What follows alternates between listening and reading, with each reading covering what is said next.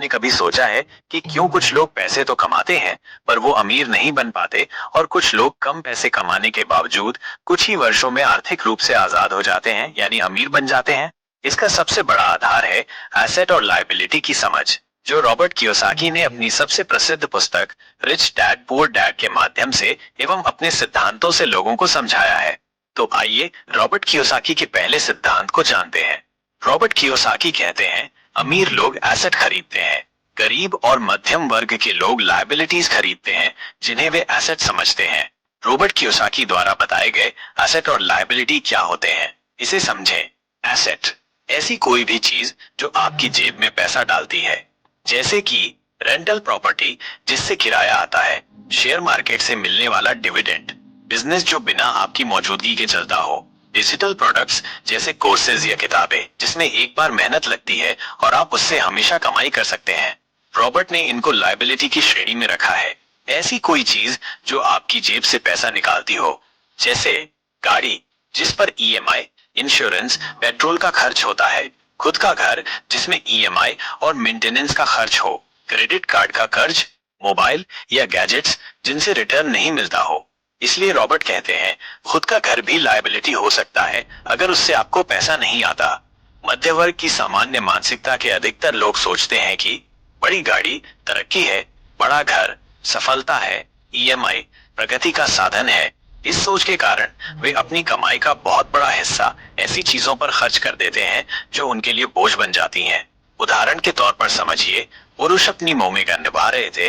राम एक नौकरी पेशा है, उसने 60 लाख का फ्लैट लिया है, 50,000 ईएमआई देता है, कार की ईएमआई 15,000 है और महीने के खर्च 30,000।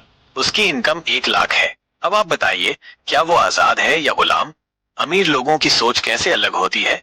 रॉबर्ट कियोसाकी ने कैश फ्लो क्वाड्रेंट में 4 वर्ग बताए। 1. ई फॉर एम्प्लॉय यानी नौकरी करता है। 2. एस फॉर सेल्फ एम्प्लॉयड यानी खुद का छोटा व्यवसाय या freelancer. 3. Be for business owner यानी सिस्टम का मालिक। 4. आई फॉर इन्वेस्टर यानी पैसा उसके लिए काम करता है। अमीर लोग बी और आई क्वाड्रेंट में जाते हैं और वहां एसेट पर फोकस करते हैं। वो अपने बिजनेस को सिस्टम बनाकर चलाते हैं, निवेश करना सीखते हैं और शेयर, रियल एस्टेट बिजनेस से पैसिव इनकम का जरिया खड़ी करते हैं।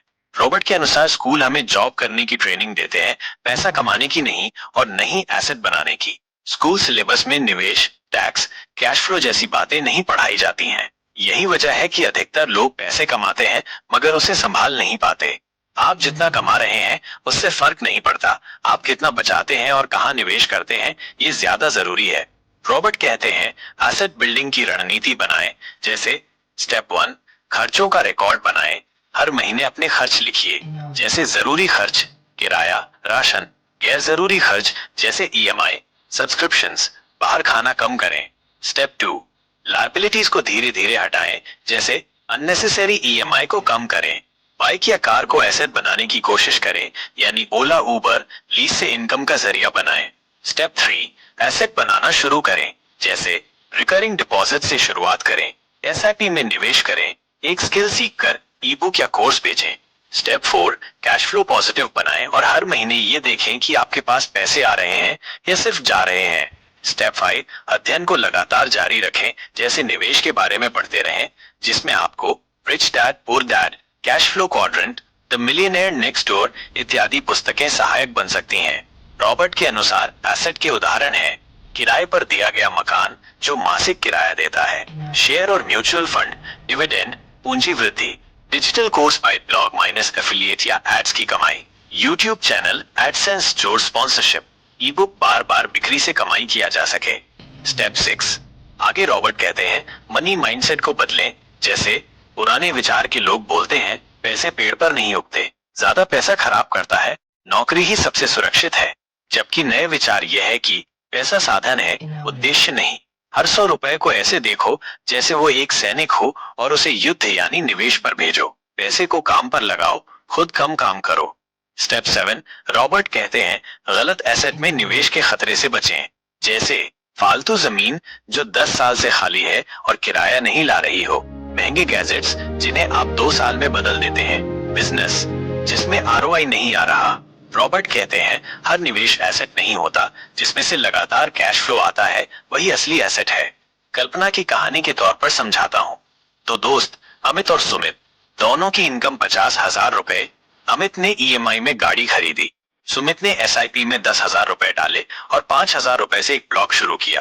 5 साल बाद अमित की गाड़ी पुरानी हो गई, रीसेल में 1 लाख रुपए में बिकी, जबकि सुमित का ब्लॉग 15,000 रुपए पर माह कमा रहा है और एसआईपी 10 लाख रुपए हो चुका है। तो आप ही बताएं कि कौन अमीर है, अमित जो लायबिलिटी खरीदा या फिर सुमित जो एसेट में निवेश किया। रॉबर्ट कियोसाकी का पहला सिद्धांत यह सिखाता है कि पैसे को समझदारी से उपयोग करें, लायबिलिटी से दूरी बनाओ, एसेट बनाओ जो तुम्हारे लिए कमाई करे। हर व्यक्ति को खुद से ये पूछना चाहिए, जो मैं खरीद रहा हूँ क्या वो मेरी जेब में पैसा डालेगा या निकालेगा। अगर डालेगा तो एसेट है और अगर निकालेगा तो लायबिलिटी है।